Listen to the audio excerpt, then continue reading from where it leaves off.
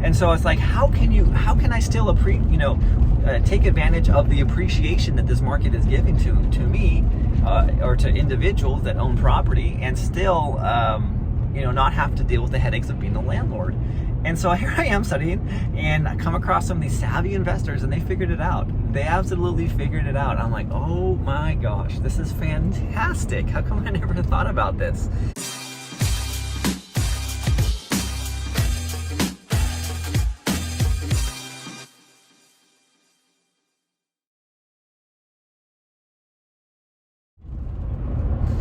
Hey, what's up, bootstrappers and replay watchers? All right, I wanted to share this idea with you. So I'm in California. We're in a high appreciation market, and I buy a lot of properties subject to. I take over the existing financing, and then I turn them into seller financed opportunities for families that can't buy houses the traditional way. So they have a down payment, they're into the property, they're buying it on installments, and I'm the bank.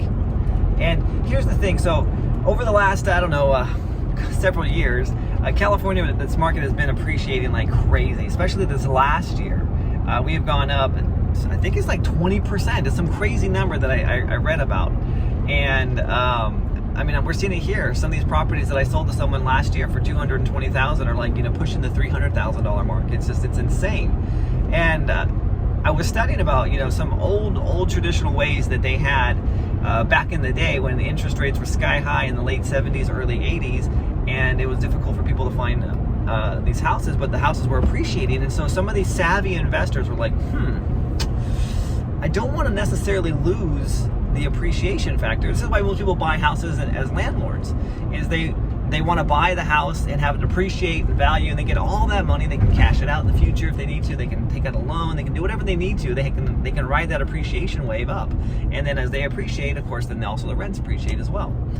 And that's fantastic. But when I first got started in this business, I had no money. I was struggling financially, and I had to do what I did as far as being able to buy properties with very little or no money down, and then turn around and seller finance them so I get money in my pocket. And so that was the reality of the situation. So I could not be a landlord. I couldn't put money into a property and have tenants there and do all the things that are needed and to fix the properties or just maintenance issues, whatever they may have been when I first got started. Now I can do that all day long. But I've gotten accustomed to not being a landlord. Like, who wants to be a landlord if you don't have to? I'd rather be a lien lord. I don't want to be a landlord. I'd rather have liens on the property and have people be paying me monthly without all the hassle of having tenants and fixing toilets and all that other stuff that comes with that. And God bless the people that want to do that. That's fantastic. But for me, that's not what I want to do. And so it's like, how can I still take advantage of the appreciation that this market is giving to me or to individuals that own property, and still not have to deal with the headaches of being a landlord? And so here I am studying, and I come across some of these savvy investors, and they figured it out. They absolutely figured it out. I'm like, oh my gosh, this is fantastic. How come I never thought about this? And what it basically comes down to is getting paid today versus getting paid later. And there's always a discount for taking money today. And for example, I have a property. I have it's just over 5 acres. It's 5.3 acres, and I sold it to a gentleman for $60,000. Oh, and it was 4 years of $15,000 lump sum payments due in January. Well, he had a business partner, and that partner has bailed on him. And here we are coming up to, or it's not January, but July. Here we are coming up to July, and his final and fourth lump sum payment of $15,000 is due. And he's like, I don't have it. and so he's asking me, he's like, hey, would you want to buy this property back from me? Now, here's the reality of the situation is, and this goes back to the appreciation that we're experiencing as well in this market, is I can let someone, default on a property, and then I get the property back and I start all over again at the higher price. So if they bought it at $200,000, now it's worth $300,000, and they default, well, if they can't make their obligation, then, unfortunately, I have to do what I have to do, and that's take the property back, and I can turn around and sell it. So here, this individual, he's like, hey man, I know I've already given you $45,000 for this property, and I owe another 15. So to make it a total of 60. Would you buy it from me for 30? And I'm like, I'm gonna buy this property at a discount. So he's willing to take a discount. Like this is the reality is he'll take a cash discount now rather than, sell it to somebody else and get it. Like if he were to do the exact same thing, like for example, if he were to go sell this land to somebody else for $60,000 or even $75,000 because now the market's appreciated, he could get this money. He could get this money and he could do what he needs to do and, be okay with it. But if he's, for example, if he sells it for $75,000, he can get a $15,000 down payment, pay me, and then go ahead and, collect that money over time. But he doesn't want to.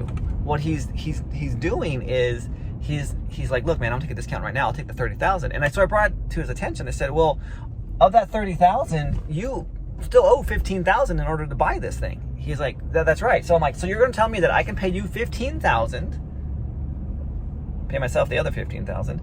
So basically, you'll sell this property right now today for $15,000. Yes, that's right. I'm like, okay. So again, he's willing to take this discount on the price, and I'm here for some blood work this morning, and I can't find where I'm supposed to go. So I'm gonna pull it right here, even though my appointment's right now, just so I can finish this video with y'all.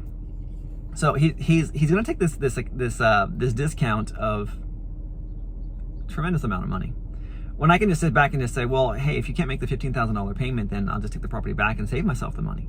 But here's the thought that came to me though, is if I'm buying some of these properties and I'm selling them to other people, and again, I'm willing to take a larger down payment up front in order to exchange future equity. What if I offer them a lower down payment option and then we share the equity 50-50?